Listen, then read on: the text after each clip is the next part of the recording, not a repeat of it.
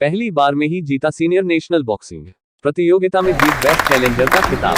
5वीं senior boxing प्रतियोगिता जो कि बेलारी कर्नाटक में दिनांक 16 से 21 सितंबर 2021 को आयोजित हुई, जिसमें प्रताप स्पोर्ट्स स्कूल खरखौदा के बॉक्सर विनीत को बेस्ट चैलेंजर का खिताब मिला। बेस्ट चैलेंजर का खिताब प्रतियोगिता में सबसे अच्छा प्रदर्शन करने वाले खिलाड़ी को दिया जाता है। इस प्रतियोगिता में विनीत ने सभी खिलाड़ियों को अपनी स्किल व टेक्निक से प्रभावित किया, जिसके फलस्वरूप प्रतियोगिता की कमेटी ने विनीत को बेस्ट चैलेंजर के खिताब से नवाजा। इस प्रतियोगिता में विनीत ने 80 किग्रा भार वर्ग में रजत पदक जीतकर हरियाणा राज्य, सोनीपत जिले, block Kharkhoda, Pratap sports school Kharkhoda व अपने माता पिता का नाम रोशन किया। विनीत का फाइनल मुकाबला उन्हीं के गांव सिसाना के खिलाड़ी सचिन से हुआ, जो कि उनके भाई लगते हैं।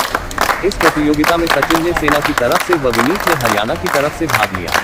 विनीत ने बताया कि उन्हें फाइनल में हार का कोई दुख नहीं है, बल्कि अपने बड़े भाई से सीखने को बहुत कुछ मिला है। यह उनकी पहली सीनियर नेशनल प्रतियोगिता थी। इस प्रतियोगिता में विनीत को बेस्ट चैलेंजर का खिताब मिलने से विद्यालय में खुशी का माहौल है।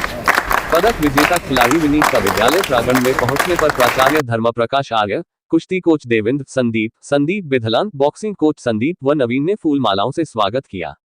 सभी ने विनीत को पदक जीतने पर बधाई दी तथा भविष्य में भी अच्छा प्रदर्शन कर देश व प्रदेश का नाम रोशन करने का आशीर्वाद दिया। बॉक्सिंग कोच संदीप ने बताया कि विनीत एक होनहार बॉक्सर है। इससे पहले भी विनीत जूनियर एशियन प्रतियोगिता में पदक प्राप्त कर देश का नाम रोशन कर चुके हैं और भविष्य में भी विनीत से अच्छे प्रदर्शन की उम्मीद है। उपरोक्त प्रतियोगिता में पदक प्राप्त करने पर विनीत का चयन राष्ट्रीय कैंप के लिए हुआ है।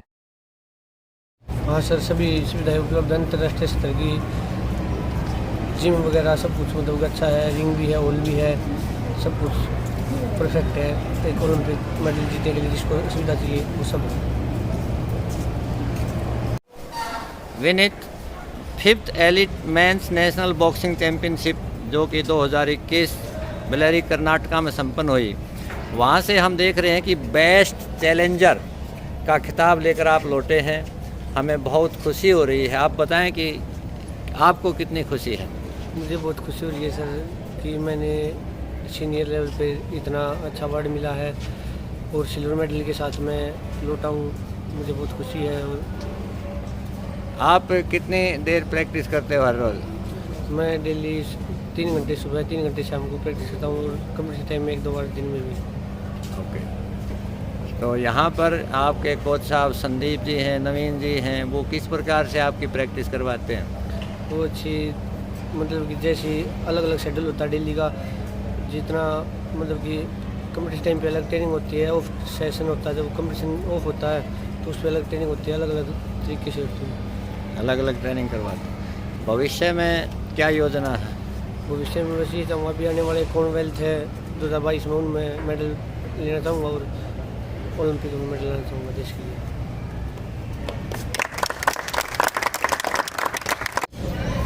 विनीत अच्छा बॉक्सर है, तो अच्छी बढ़िया ट्रेनिंग कराते हैं और स्कूल के स्टाफ और प्रिंसिपल सर की वजह से यहाँ पे खेलो इंडिया का सेंटर जो खुला है गवर्नमेंट की ओर से, तो उसमें और अच्छे बॉक्सरों को तैयार करने के लिए और तैयारी करेंगे, जिससे विनीत जैसे और बॉक्सर भी तैयार हो सके और विनीत की भविष्य में लंबी शुभकामना देते हुए और शुभकामनाएं।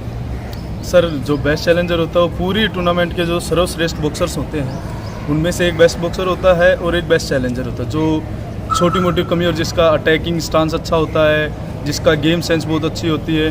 तो उस वजह से ये खिताब बॉक्सर्स को एक तरह से बेस्ट बॉक्सर और बेस्ट चैलेंजर जो नेक्स्ट टाइम के लिए होते हैं उनको खिताब दिया जाता है ओवरऑल टूर्नामेंट का। तो हमारा विनीत है जो कि एशियन का मेडलिस्ट है जूनियर का और यूथ वर्ल्ड चैम्पियनशिप का पार्टिसिपेट है। अभी फर्स्ट इसका ये सीनियर नेशनल था जो कि इसने अभी स्टेट चैम्पियन हुआ और उसके बाद अभी बेलारी कर्नाटका में इसने इतना बड़ा मुकाम पहली टूर्नामेंट में हासिल किया। तो हम बहुत ही खुशी है सर, हमारी पूरी संस्था को, हमारे राज्य को और पूरे गर्व का विषय है।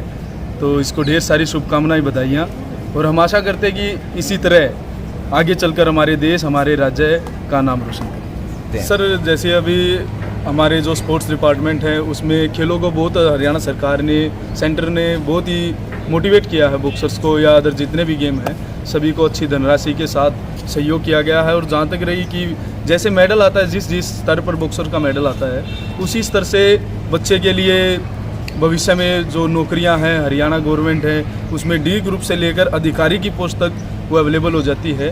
और रही सेंटर की बात, जैसे आर्मी है, फोर्सेस हैं, उनमें उनको एज ए डायरेक्ट अपॉर्चुनिटी मिलती है। जैसे रेलवे में है हेड सीनियर या जूनियर टीसी की अपॉइंट हो सकता है, कलर डिपार्टमेंट में जा सकता है।